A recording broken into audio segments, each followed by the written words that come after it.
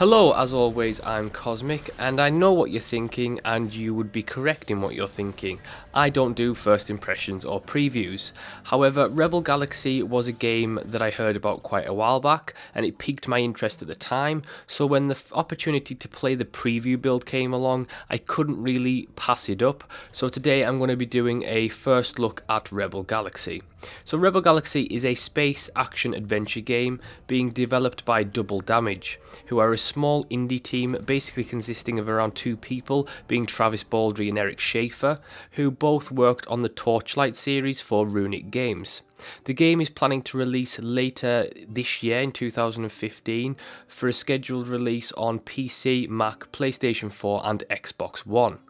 Now, the first thing that struck me about the game was that you didn't start off your adventure in a little fighter ship like you do in most space games. Instead, you're thrown into the thick of it with your very own battleship. Albeit, it is a rundown relic of a battleship, but a battleship nonetheless. While many have said, and indeed the developers themselves call Rebel Galaxy a space adventure game, it's more of an open world sci-fi action RPG if anything else. While there certainly is plenty of action in terms of epic space battles with lasers, missiles and hull plating flying every which way, plus the adventure isn't particularly lacking either, with you're able to explore the vastness of space, visiting space stations, running into military fleets, etc. The core mechanics of the game, however, are in fact that of an RPG. The main quest has you playing as the captain of a ship on a quest to find your missing aunt, who has left you your starter ship, the Rasputin, and a cryptic note telling you where she's gone.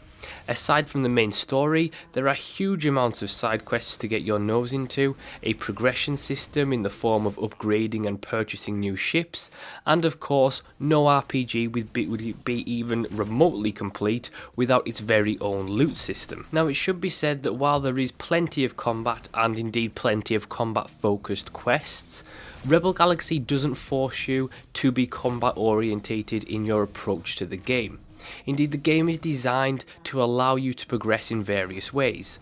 The game has its own economy, so you can be a trader buying from one spaceport and selling to another for a profit. Some side quests are delivery side quests, filling your cargo hold up and sending you off. In Rebel Galaxy, you don't even have to be an upstanding member of the law. You can pirate, smuggle, and basically do whatever it is you want to do.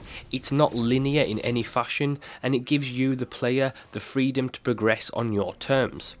While the preview build was limited to the first solar system only, the full game will have a massively random generated universe that will be full of randomly generated locales such as space junkyards, ice fields, asteroids fields, and more. The universe also has randomly generated events, such as spaceports having a food shortage which traders will be able to profit from, or war breaking out between two sectors, creating havoc in the surrounding systems.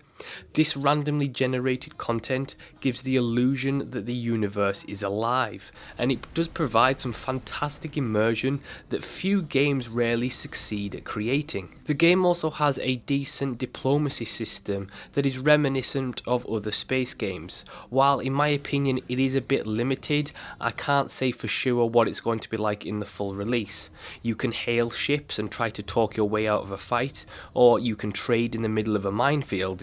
All those options are available to you.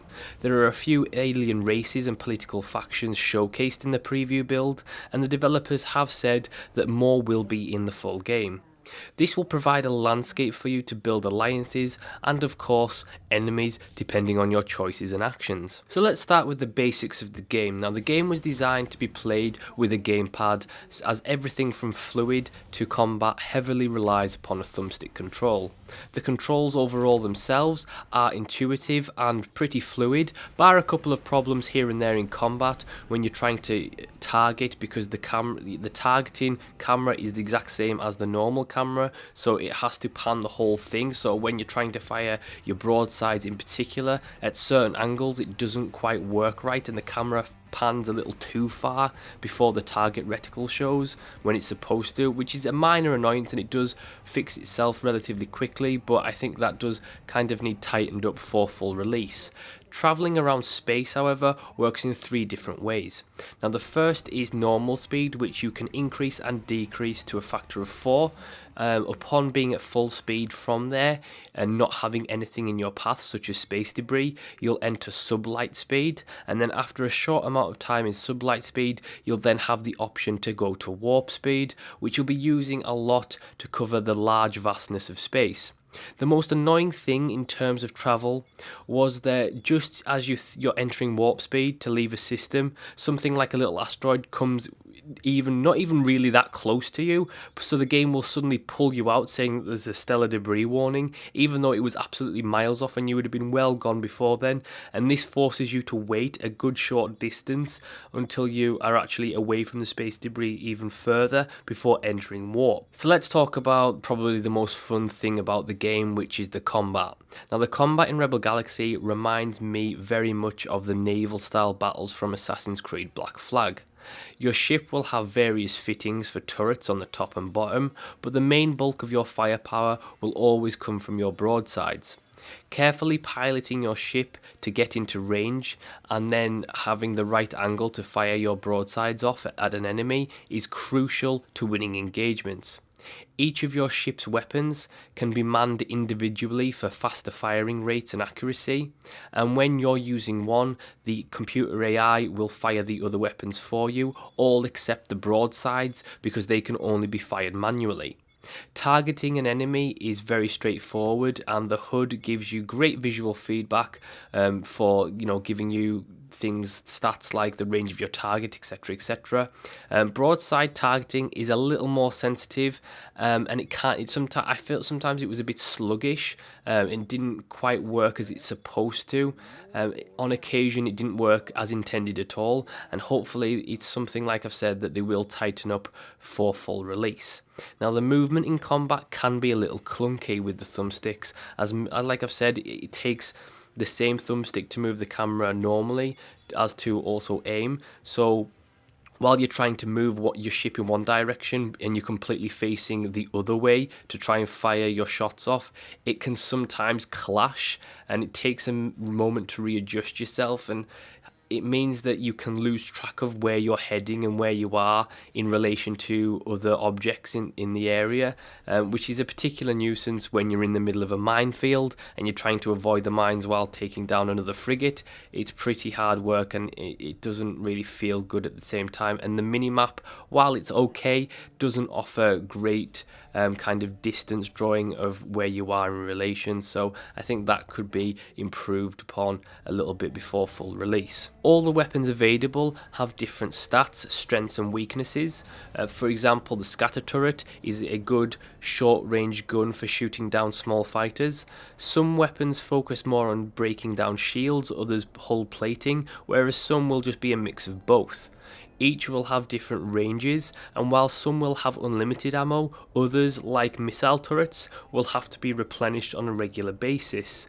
Ships will also need to be regularly repaired, as being damaged will decrease the efficiency of whatever subsystem is damaged. So if your weapons are damaged, they will cause less damage. If your hull plating is damaged, it won't take as much hits, shields, etc, etc. Overall, the combat is fun, it's tense, it's challenging, and it sometimes can be very crazy when you have two fleets engaging each other all at once. The combat is what I would imagine real space combat to be like, having to pull up to each other's ships side by side like real naval combat and fire off your weapons in mid-space. I think that's exactly how space combat would be. So I really like to see that kind of touch of realism with a bit of fantasy, sci-fi in there as well to make it look nice. I think that something that I do like about the game is the ability that you have to run into enemies that are way too much for you. In particular, once I was running a delivery quest and I ran into a blockade of pirate ships. I was clearly outmatched and outgunned, and I could either give up my cargo to them or run. Fleeing an engagement is a legit way to go, and I had to do this several times, though on occasion, depending on how deep you get into a situation and how tight and if the ships are surrounding you, etc, etc, you might have to become a leaf on the wind, so to speak, to get out of it. I think what I was probably most impressed with of the game is the overall aesthetic. Rebel Galaxy has a big Firefly-esque feel to it, with obviously the freedom of the gameplay and of course its fantastic soundtrack of Western style songs, which made me instantly harken back to watching the Firefly series over and over again. Graphically, for an indie game, it is very impressive. There are a few minor problems here and there, but much of the preview build in terms of locales were very similar. But even though they were very similar assets and there wasn't particularly huge amounts of diversity, it didn't really detract from the overall experience. I mean, as first impressions go, Rebel Galaxy does give a very, very strong one. If the full release is as good as the preview build in terms of stability, and they put in more content, such as more diverse locales, more stories, more quest types, etc., more ships, more weapons, I think it'll turn out to be a very interesting game. It has the potential to be one of the biggest indie gems of the year. If I have any major complaints, it is with the targeting system, specifically with the broadsides. I think that does need to get sorted and tightened up, as well as the few other things I mentioned, and I think it just needs a little bit of polish, a little bit of tweaking here and there. And if they add the sheer amount of content that they're talking about adding, I can certainly imagine being a very happy browncoat when I come to review it. So the game is set to release later in 2015 for around the $20 price mark. So make sure you keep your eyes out for my review on that when that does come out. So that was a first look at Rebel Galaxy. Thank you so much for watching. Do like, subscribe and leave a comment, and I will see you next time.